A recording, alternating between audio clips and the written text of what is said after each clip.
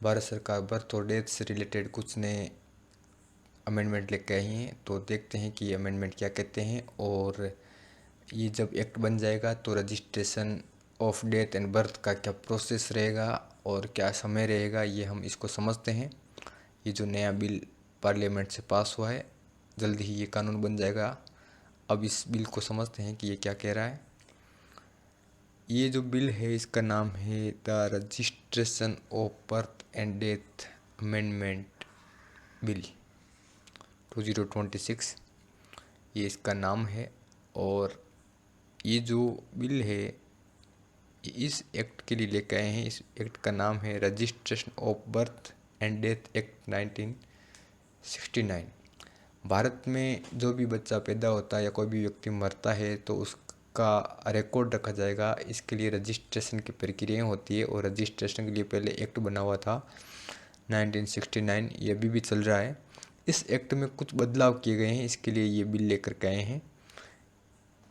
तो ये इसमें देखते हैं कि ये क्या कह रहा है। सबसे पहले हम समझते हैं इसके ये पॉइंट नंबर 1 को। तो ये जनरली इसके नाम कोई बताता है, पर जो मुद्दे की बात है वहाँ पर हम सीधा ही आ जाते हैं, और ये यहाँ से शुरू होती है मुद्दे की बात। ये जो बिल है वो registration of birth and death act 1969 के सेक्शन 13 के सब सेक्शन 3 को अमेंड करता है। क्या अमेंड करता है इसको समझते हैं। सबसे पहले पॉइंट नंबर 3, एक जो सब सेक्शन है वो ये क्या कहता है,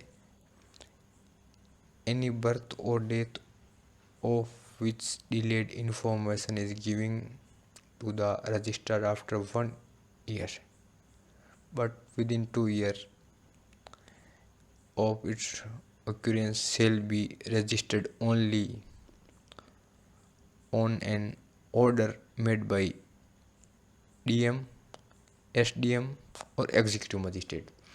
यानी कि ये क्या कह रहा है कि अगर किसी का बर्थ हुआ है या किसी की डेथ हुई है तो उसके 1 साल से लेके 2 साल के बीच में अगर हम इंफॉर्मेशन देते हैं रजिस्ट्रार को कि इसका रजिस्ट्रेशन रजिस्टर में अंकित किया जाए, नाम ये बात अंकित की जाए, तो इसके लिए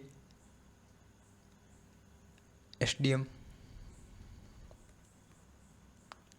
DM या फिर एग्जीक्यूटिव मजिस्ट्रेट उनका ऑर्डर ज़रूरी है।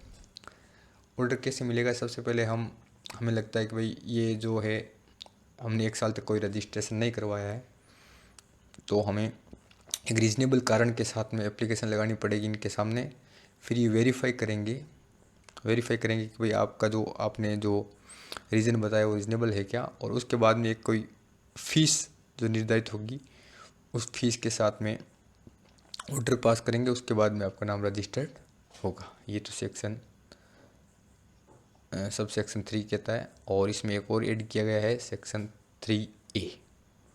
इसको भी समझते हैं। ये क्या कहता है कि अगर किसी के बर्थ के 2 साल से भी ऊपर हो गए या फिर डेथ हो गई किसी की और उसके 2 साल के ऊपर हो गए, फिर भी आपने रजिस्ट्रार के पास में नहीं गए, ने रजिस्ट्रेशन करवाया, तो इसके लिए अब क्या होगा, आपको एक एप्लीकेशन लगानी पड़ेगी judicial magistrate of first class, यानी कि जुडिशियल JM फर्स्ट क्लास के पास में एप्लीकेशन लगानी पड़ेगी।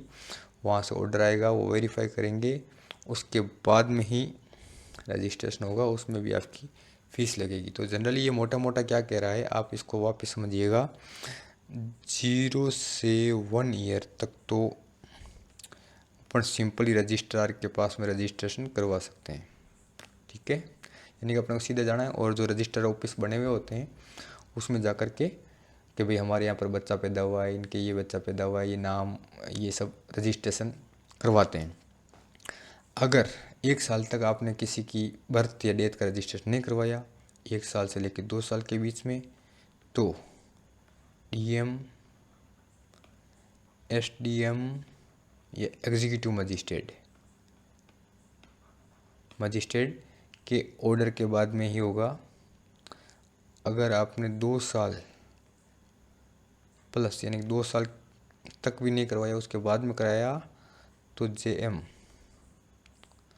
फर्स्ट क्लास के ऑर्डर से रजिस्ट्रेशन होगा। ये तीनों मुख्य बातें हैं जो इस नए अमेंडमेंट में आई है, आप सभी ध्यान रखें। ये क्यों अमेंडमेंट लेके आया इसको भी थोड़ा सा समझ दें, क्योंकि एक पर्टिकुलर चीज़ों का रिकॉर्ड नहीं रह पा रहा है। लोग कई सालों बाद में आते हैं किसी की डेथ सर्टिफिकेट बनवाने, तो ये कहीं ना कहीं संदिग्ध मामले हो जाते हैं। इसलिए सरकार चाहती है कि रियल टाइम डेटा रहे और सबका रजिस्ट्रेशन पंजीयन है वो सही समय पर हो, ज़्यादा डिले ज़रूरी नहीं है, इसलिए ये कानून लाए हैं। पहले वाले में ऐसा प्रबंध नहीं था।